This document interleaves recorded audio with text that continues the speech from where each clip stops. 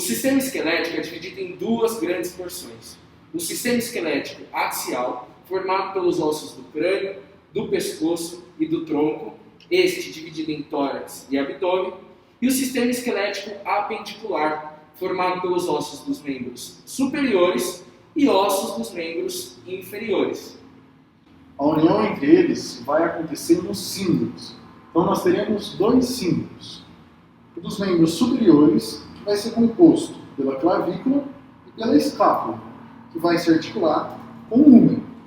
E dos membros inferiores, que vai ser composto pelos ossos do quadril e pelo sacro, que vai se articular com o fêmur.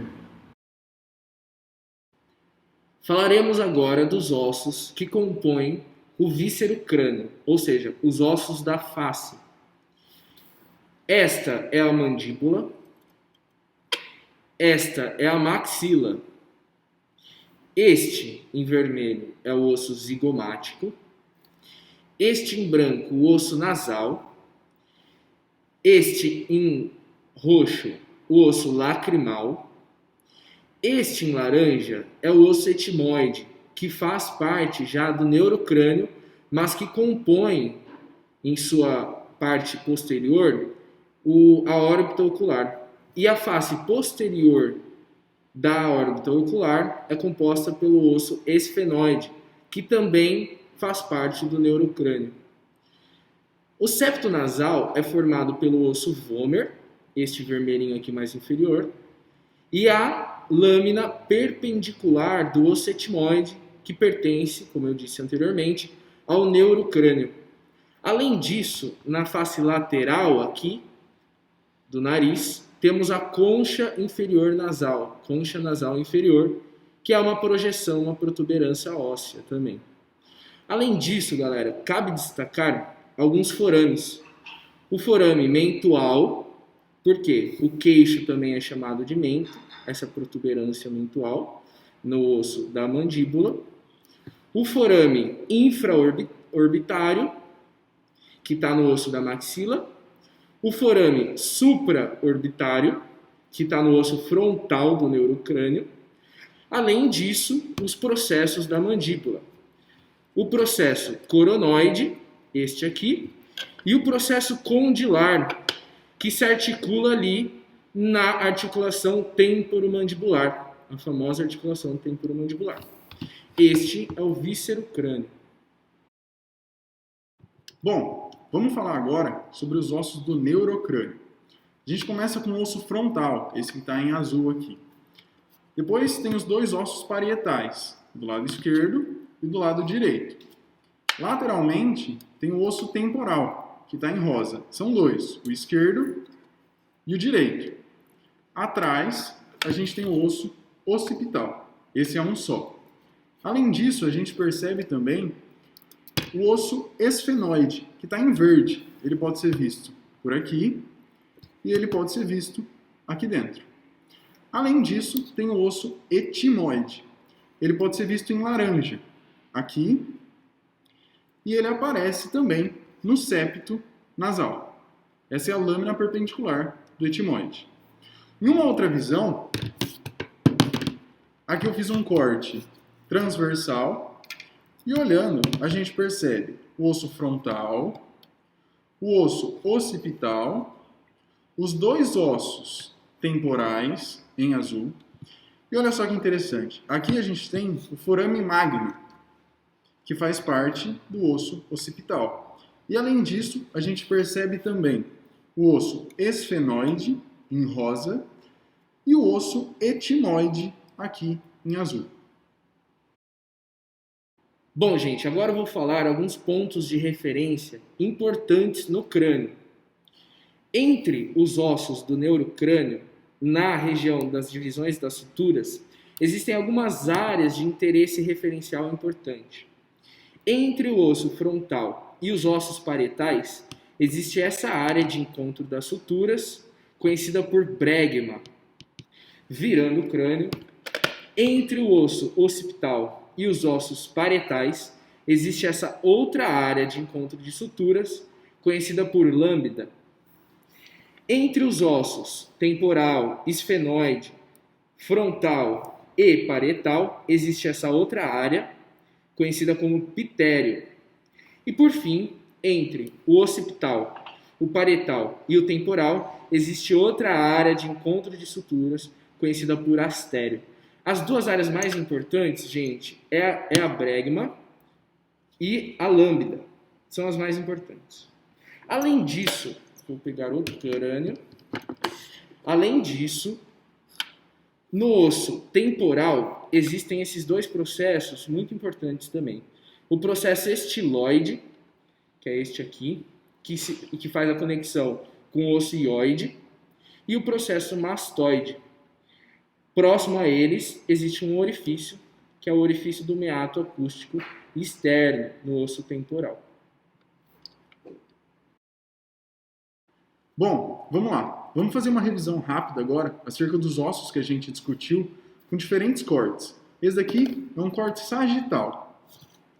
Então aqui, em cinza, a gente tem o osso frontal, aqui o osso parietal esquerdo, aqui o osso occipital, aqui em azul o osso temporal, aqui em rosa o osso esfenoide, em vermelho o zigomático, em amarelo a maxila, em verde o osso nasal. Olhando por dentro, a gente percebe o esfenoide em rosa, o temporal em azul, o occipital em vermelho, o frontal em cinza e o parietal em roxo. A gente consegue ver também o osso verde aqui, que é chamado de palatino. Ele é quem vai fazer parte do palato duro. E a gente consegue observar bem ele aqui.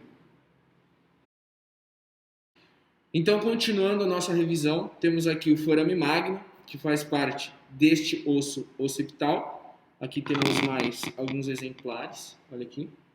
Forame magno e todo este osso occipital. Aqui temos mais um. Este. Certo? Temos aqui os ossos temporais. Percebam aqui o processo estiloide, aquele que vai se ligar ao osso ióide, o processo mastoide e aqui perto o meato acústico externo, ainda no osso temporal, certo? Este rosa, o osso esfenoide e o osso frontal. Vou pegar outra peça. Aqui vemos o osso zigomático, a maxila, o osso nasal, o osso frontal, aqui a órbita ocular, virando a peça. Temos aqui o osso palatino, a maxila e aqui, percebam, o vômer, ali que faz parte do septo nasal. Percebam ele aqui. Certo? Bom, temos também uma mandíbula aqui. Então lembrem-se do processo coronoide, do processo condilar, que faz parte ali da articulação temporomandibular, o mento, os forames mentuais, certo? Bom, o próximo osso que a gente vai estudar é o osso ióide. Ele tem algumas singularidades. Ele, por exemplo, é um osso que não se articula com nenhum outro. Ele só se articula com músculos, da laringe, da faringe, e ele vai ser muito importante nesse processo de deglutição e fonação. Então aqui a gente tem dois exemplares do osso. Aqui é o corpo, aqui é o corno maior, corno maior, corno maior, corno maior, e aqui tem o corno menor, bem pequenininho, mas dá para enxergar. Descendo agora para a caixa torácica, o primeiro osso que a gente vai ver é o osso externo. Ele vai ser dividido em três principais partes. A primeira é o manúbrio, que é essa região, o corpo do externo e o processo chifoide, que é essa região aqui de baixo. Esse osso vai ser muito importante na caixa torácica. Isso porque ele vai se articular com as costelas. Essas costelas vão ser 7 costelas verdadeiras, 3 costelas falsas e 2 costelas flutuantes. Para melhor visualizá-las, a gente vai já dar uma olhada no esqueleto. Mas, antes de ir para lá, a gente precisa entender também que essa costela se articula anteriormente com o osso externo e se articula posteriormente com as vértebras. Então, gente, aqui temos o externo, lembre-se, composto pelo manúbrio, o corpo e o processo xifoide. É no externo em que se articulam as costelas. E um importante ponto anatômico do externo é este ângulo formado na junção do manúbrio com o corpo. Este é o ângulo de Lewis, ou ângulo do externo. Se a gente deslocar o nosso dedo para a esquerda, para a direita ou para a esquerda, temos a altura da segunda costela. E é um ponto clínico anatômico importante porque ele define os limites do mediastino inferior e superior, a base do coração, acessos a espaços intercostais e a divisão do brônquio, da traqueia, nos brônquios principais. Além disso, como eu falei, as costelas se articulam nesse externo e temos 7 costelas verdadeiras, em que a cartilagem ela se insere diretamente no externo, 3 falsas, percebam que a cartilagem dessas 3 falsas se insere na cartilagem da verdadeira, e não no externo diretamente, e 2 flutuantes. Estas 2 flutuantes. Agora falaremos sobre a coluna vertebral. A coluna vertebral é composta por 33 vértebras, sendo 7 cervicais, 12 torácicas, 5 lombares, 5 sacrais e 4 coxígeas. A primeira vértebra cervical é o atlas. Percebam que ele não tem aquele famoso processo espinhoso e ocorre nele o forame do processo transverso. Esta aqui é a sua face anterior e esta aqui é a sua face posterior. Este é o forame vertebral. Pelos forames transversos passam as artérias vertebrais. Beleza? A segunda vértebra cervical é o áxis. O áxis ele articula dessa forma com o atlas. Tá vendo? Bom, a singularidade do áxis é este processo aqui, o dente do áxis, que é o processo odontoide. Beleza? E ele continua tendo aquele processo vertebral, o forame vertebral. Ok. Agora vamos para as vértebras de C3 a C6, que são aquelas típicas. As vértebras cervicais típicas de C3 a C6, elas geralmente trazem o processo espinhoso bífido, percebam? O corpo, elas conservam o forame do processo transverso, percebam? E esse é o corpo da vértebra. Já a vértebra C7, né, a sétima vértebra cervical, ela é difícil, é chamada de atípica, porque é difícil distingui-la das vértebras torácicas já. Porque ela perde, algumas sim, algumas não, mas perde geralmente essa característica do processo espinhoso bífido. Mas ainda assim elas conservam aquele forame do processo transverso. Por isso ser atípicas. Agora vamos para as vértebras torácicas. Percebam que o corpo vai ficando um pouco mais globoso, né? Elas ainda têm o processo transverso e o processo espinhoso das vértebras torácicas, ele é mais apontado para baixo, percebam? Ele fica assim, ó, apontado para baixo. Olhem as outras peças. Olha como ele é apontado para baixo, o processo espinhoso. Já as vértebras lombares, este corpo da vértebra, ele fica muito mais robusto, né? Ele fica mais em formato circular. E o processo espinhoso, ele é mais horizontalizado. Ele não aponta tanto para baixo. E percebam que a partir das vértebras torácicas, e que conserva nas vértebras lombares, não existe mais aquele processo transverso. O processo transverso não, o forame do processo transverso. Beleza? Agora vamos para 5 vértebras sacrais. As 5 vértebras sacrais, elas estão fusionadas. Então percebam, 1, 2, 3, 4, 5. São 5 vértebras sacrais.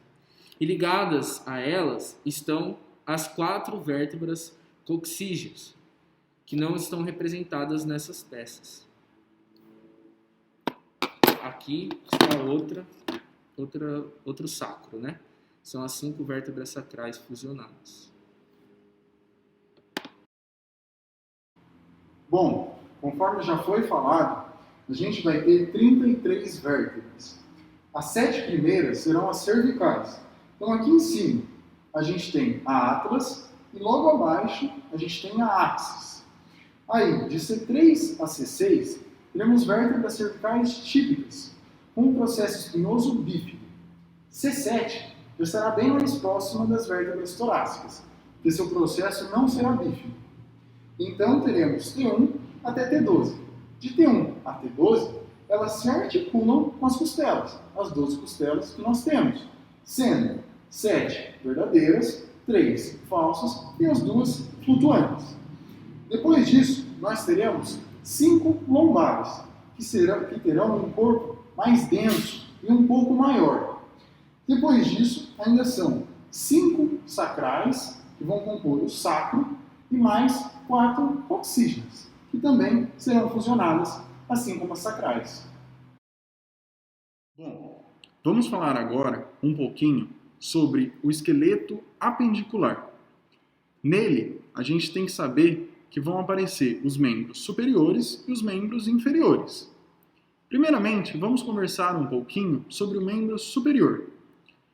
Ele vai ser, de uma forma geral, dividido em 4 grandes partes.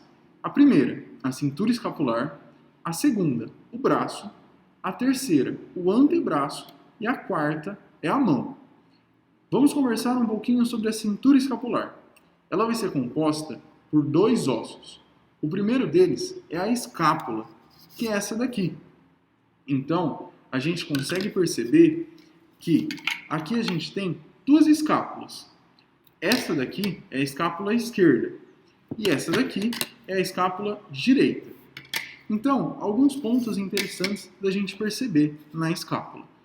O primeiro deles é esse cara aqui é a espinha da escápula. Ele é importante porque ele vai delimitar 2 grandes espaços. O primeiro deles, o maior, é a fossa infraespinhal. E o segundo deles é esse espaço aqui, que é a fossa supraespinhal. Além disso, a gente percebe aqui também o acrômio, que é essa parte final da espinha. E por fim, percebemos também a cavidade glenoide. Essa cavidade é de extrema importância, porque é aqui, nessa região, que o húmero vai se articular com a escápula e dessa forma vai possibilitar a articulação do ombro. E também compondo a cintura escapular, a gente vai ter a clavícula, que vai ser esse osso aqui.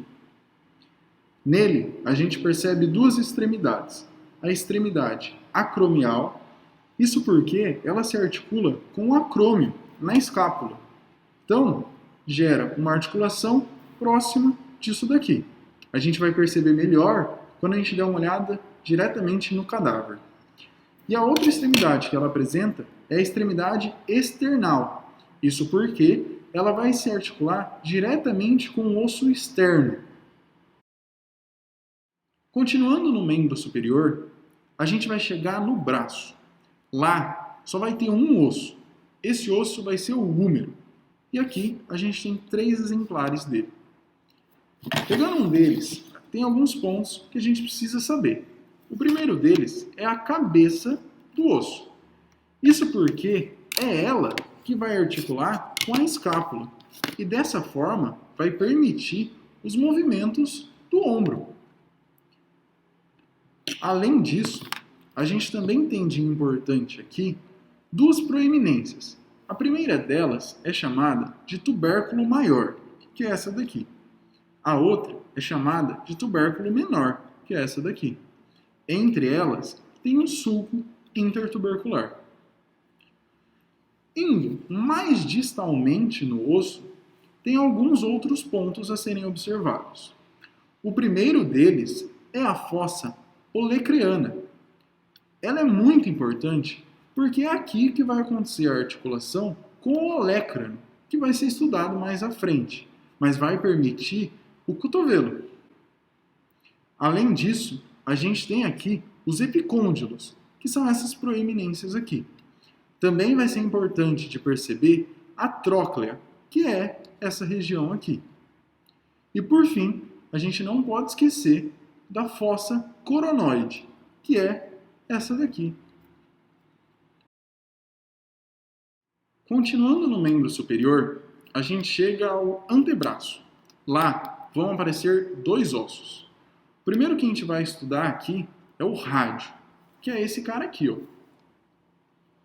Obviamente, tem alguns pontos que são interessantes nesse osso.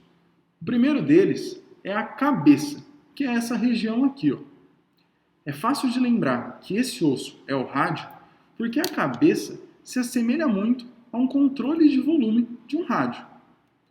Logo abaixo da cabeça, a gente encontra o colo do rádio. E mais para baixo, a tuberosidade do rádio. Já na extremidade distal do osso, tem alguns pontos interessantes também. O primeiro deles é esse daqui. Essa é a incisura ulnar. Isso porque a ulna é o outro osso que também faz parte do antebraço, que vai se articular com o rádio. A gente também percebe aqui o tubérculo dorsal do rádio. E o outro osso que vai compor o antebraço é a ulna. É esse cara aqui, ó. Também tem alguns pontos que a gente precisa saber. O primeiro deles é o olecrano, que é essa região aqui. Ele é de extrema importância porque é ele que deixou aquela marca no húmero. Porque eles se articulam dessa forma, formando cotovelo. Muito bem. Além disso, a gente tem também aqui a incisura troclear. Isso porque é a tróclea, a região do húmero, conforme a gente já estudou, que vai deixar essa marca na ulna. Além disso, a gente vai ter o processo coronoide, que é esse daqui. Na parte distal do osso, a gente também tem alguns pontos. O primeiro deles é a cabeça do osso e o outro é o processo estiloide, que é esse daqui. E para a gente terminar o membro superior, faltou a gente falar das mãos. Então, vamos lá. Ela vai ter três regiões principais. A primeira é o carpo, que é composta por diversos ossinhos bem pequenininhos. Depois, a gente tem o metacarpo e depois as falanges. Então, vamos devagar. Primeiramente, o carpo. Ele é composto pelo trapézio, pelo osso trapezoide, pelo osso escafoide, pelo osso capitato, pelo osso semilunar, pelo uncinado e pelo osso piramidal. Também está faltando aqui o osso pisiforme, que ficaria aqui do ladinho. Além disso, a gente tem os metacarpos, que são o primeiro, que é o do polegar, o segundo, o terceiro, o quarto e o quinto. Lembrando que esse de 1 a 5 é lateral medial, numa posição anatômica. E mais distalmente, a gente tem as falanges. No dedo primeiro, que é o polegar, a gente só tem duas falanges, que é a proximal e a distal. Nos outros, do segundo ao quinto dedo, nós temos a falange proximal, a falange média e a falange distal. Proximal, média e distal, proximal, média, distal, proximal, média e distal. Bom, gente, agora vamos para o membro inferior, o qual é composto pela cintura pélvica, também chamadas de cíngulo dos membros inferiores. Lembrem-se, então, do osso do quadril e do osso sacro. A coxa, que é composta pelo osso fêmur. a perna, composta pelos ossos tíbia e fíbula, e o pé, né? Os ossos do tarso, metatarso, enfim, vamos ver adiante. Começando pela cintura pélvica, temos o osso do quadril.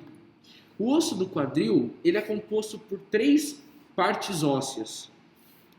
O isquio, essa parte aqui, o pubis, essa parte da frente, e o ilho, essa parte mais posterior aqui do quadril, certo? E existem algumas singularidades do osso que a gente tem que saber. São nomes anatômicos. Bom, o primeiro deles é a crista ilíaca. Lembre-se então que esse osso do quadril é o ilho. Esta é a crista ilíaca, toda essa região. A crista ilíaca, no final, dá origem às espinhas ilíacas. Bom, a primeira espinha ilíaca é esta aqui. É a espinha ilíaca antero, tá mais anterior, superior. Por que superior? Existe uma espinha ilíaca antero-inferior. Vocês conseguem ver? Essa é a antero-inferior e esta é a antero-posterior. Superior. Bom, então tem a crista e a espinha. A espinha está no final da crista. Por que antero? Porque existe a póstero também. Então, na região posterior do ilho, existem outras 2 espinhas. A espinha póstero inferior, esta aqui, e a espinha póstero superior, esta aqui. Conseguem ver? Póstero superior e póstero inferior. Bom, esta parte é o que vocês devem saber a princípio, basicamente, do ilho. Além disso, aqui temos a fossa ilíaca, né? Este aqui é o canal do parto, certo? Este ângulo aqui, que faz parte do osso pubis e do osso isquio, este ângulo é o arco púbico. Este arco púbico, ele muda a sua angulação a depender do tipo de quadril, se ginecoide, androide, enfim. A angulação muda. Além disso, temos aqui o acetábulo. O acetábulo é onde se articula a cabeça do fêmur. Então, a cabeça do fêmur, ela entra bem aqui, certo?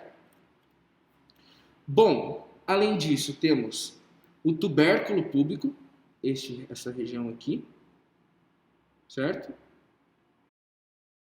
Bom, agora eu vou pegar um fêmur só para a gente ver a articulação dele aqui no acetábulo. Tá vendo que a cabeça do fêmur articula certinho no acetábulo? Existe uma condição interessante de luxação dessa cabeça no acetábulo, em que ele sai, a displasia coxofemoral.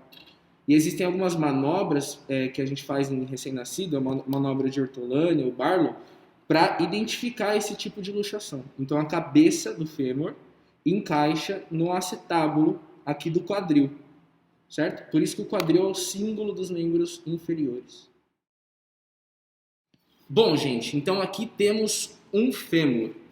Percebam o seguinte, aqui está a cabeça do fêmur, é aquela parte que articula com o acetábulo do quadril, lembre-se disso.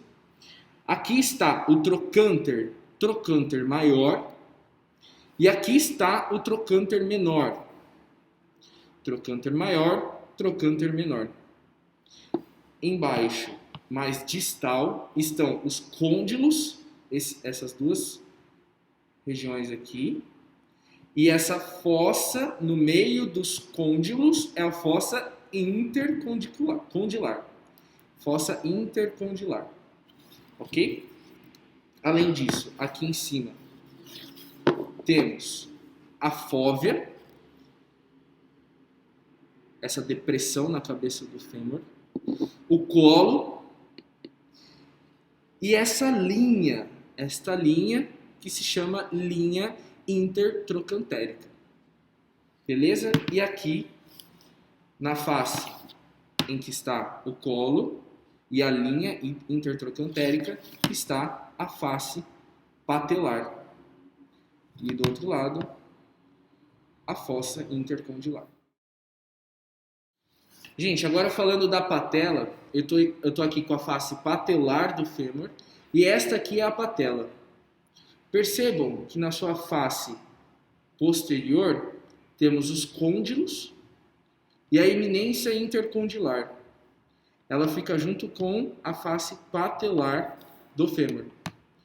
Fica aqui mais anteriormente ao fêmur. Então, gente, vamos falar agora dos ossos tíbia e fíbula que compõem a perna. Esta aqui é a tíbia. Este osso aqui é a tíbia. Percebam, na região mais distal temos o maléolo medial. Tá vendo?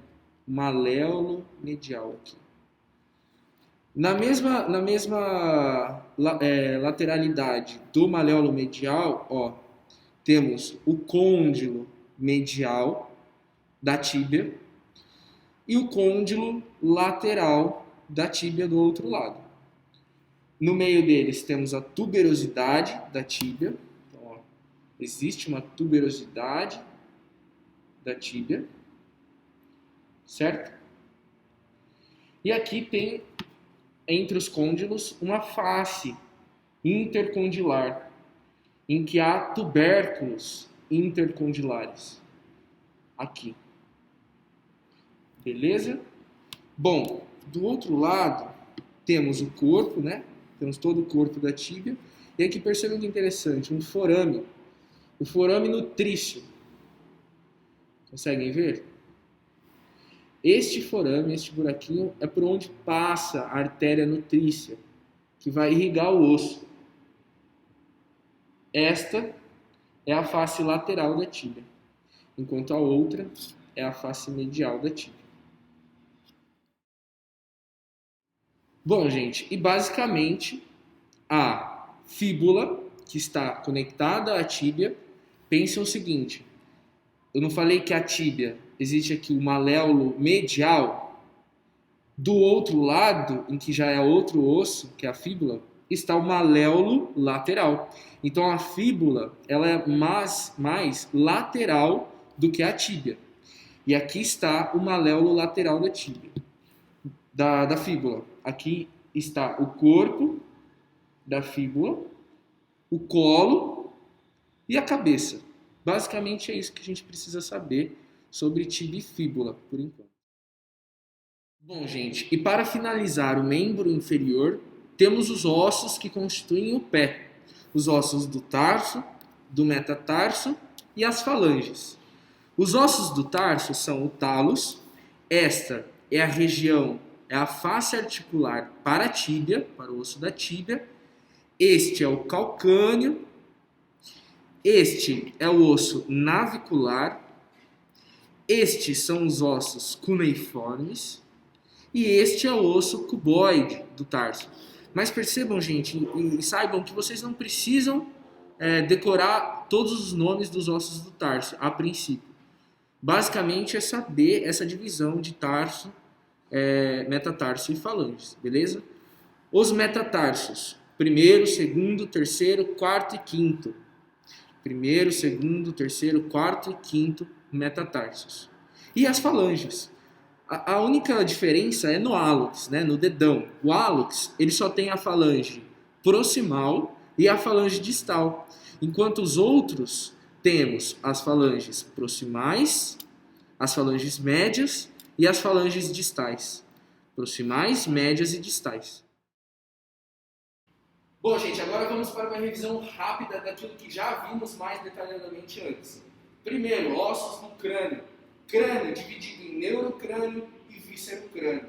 Neurocrânio, osso frontal, osso esfenoide, ossos temporais, ossos parietais e osso occipital.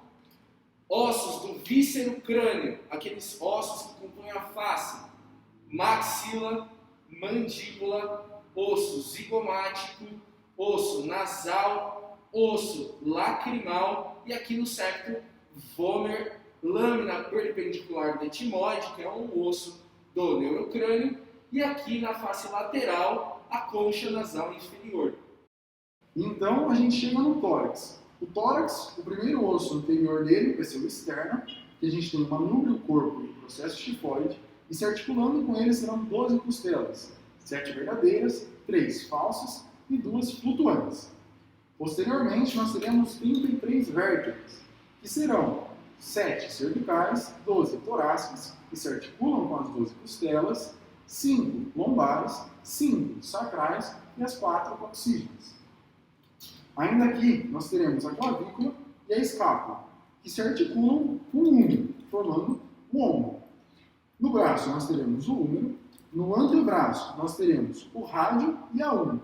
O importante é lembrar aqui que o rádio ele é lateral e a una é medial. Então, o dedão ele é a antena do rádio. Então, ele fica numa posição anatômica lateral e a una medial. Por fim, na mão, nós teremos os ossos do carpo, o metacarpo e as falanges. Bom, gente, agora falando um pouco sobre o símbolo dos membros inferiores ou a cintura pélvica. Ela é composta, como a gente já falou, do osso sacro e do osso do quadril. O osso do quadril ele é composto pelo ilho, pelo pubis e pelo isquio. E ele articula ao maior osso do corpo humano, o osso mais longo, que é o fêmur. Depois do fêmur vem tíbia e fíbula e os ossos que compõem o pé. O tarso, os ossos do tarso, o metatarso e as falanges.